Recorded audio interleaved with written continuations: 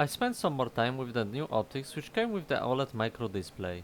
As you might have already noticed, new optics are way bigger than the old ones.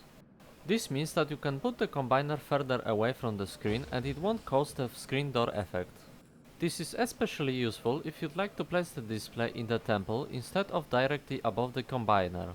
This solution would work perfectly in my side loader project.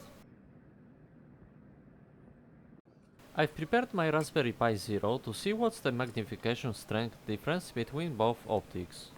New optics are way bigger, so I guess that magnification would be stronger. I'm using the old FLCoS display for this test.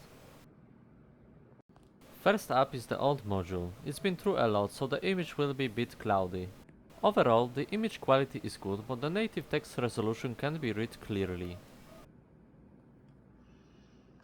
Next up is the new optical module. Right from the start you can notice that there's way more area visible. It has the same magnification as the old module, but visible area is bigger, which is still useful. I think I can use it to make some stuff. It definitely was worth the money.